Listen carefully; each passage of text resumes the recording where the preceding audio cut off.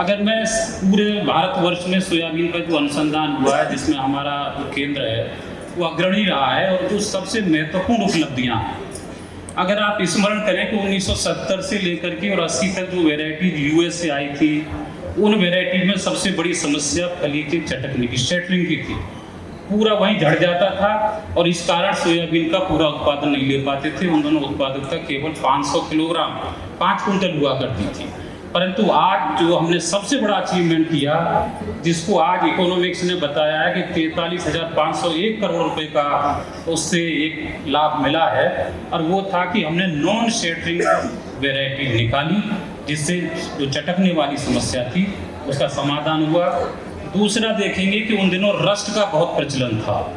अभी रस्ट केवल कर्नाटका में सीमित होकर रह गया है। ऐसा जर्मप्लाज्म लाया गया, ऐसी वैरायटी डेवलप की गई जो अब rust disease almost northern India, central India में नहीं आ रही। अगर आप तीसरा सबसे बड़ा योगदान देखें सर, तो सबसे बड़ा योगदान ये रहा कि पहले जो सोयाबीन पकती थी 110-120 दिन में, तो वो 3 जो फसल हम लेते हैं, क्रॉपिंग रोटेशन जो 300% लेते हैं, उसमें वो फिट नहीं बैठती थी। और अब जो हमने 90 से 95 दिन की शॉर्ट ड्यूरेशन वैरायटी निकाल दी, इसका लाभ ये हुआ, किसान भाई खुद महसूस करते हैं कि आज वो साल में 3 फसलें आसानी से ले पाते हैं। सोयाबीन के आलू या प्याज या लहसुन की फसल ले लेते हैं, और उसके बाद गेहूं भी लेते हैं, और तीनों में भरपूर पैदावार ले पा रहे हैं। तो ये तीसरा सबसे बड़ा योगदान रहा। इसके अलावा जो नई किस्मों की बात करें, तो आज तक लगभग 181 किस्मों का रिलीज हुई है हमारे देश में, और जिनमें से 27 वेराइटी का योगदान इसी संस्थान का है। अगर आप ब्रीडर सीड में किसका कितना कंट्रीब्यूशन है, जैसा अभी चर्चा हो रही थी कि 14,000 से 15,000 कुंटल प्रतिवर्ष हम लोग बीज तैयार करते हैं ब्रीडर सीड, पूरा देश मिलाकर के सभी सेंटर, तो उसमें हमारे 25 सेंटर इन्वॉल्व हैं।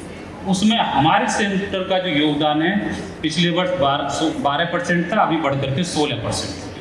तो ये भी एक बहुत महत्वपूर्ण योगदान हम ब्रीडर सीड में दे रहे हैं। यहाँ मैं दिखाना चाहता हूँ कि जो औसत पैदावार है वो भले ही कम है, नेशनल एवरेज 1170 किलोग्राम प्रति हेक्टेयर रहा इस बार, परंतु अगर वेराइटीज की परफॉर्मेंस देखें जो हमने अपने ऑल इंडिया पोर्टल प्रोग्राम में दी, तो ऑलमोस्ट सभी देश के सभी हिस्सों में हर किस्म की जो पैदावार है वो 20 कुंटल या उससे ज़्यादा है।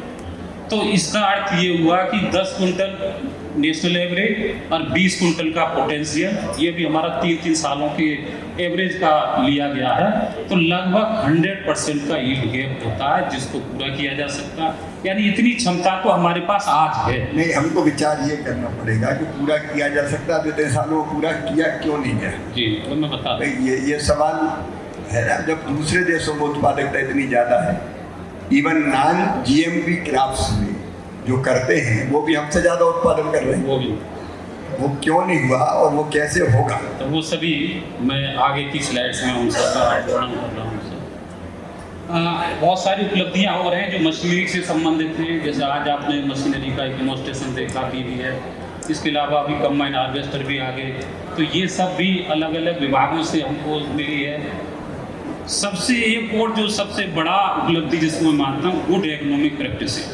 कैसे बोएं, कब बोएं, किस मशीन का प्रयोग करें, कितनी मात्रा में खाद पानी का प्रयोग करें, ये सब हमने, क्योंकि पहले सोयाबीन इतने बड़े पैमाने पर थी ही नहीं, तो ये सब टेक्नोलॉजी हमने डेवलप की। इसके अलावा जो जैसे राइजोबियम कल्चर आज सुबह दिखाया गया, तो राइजोबियम कल्चर क्या था कि पहले अमेरिका से मंगाना पड़ता था।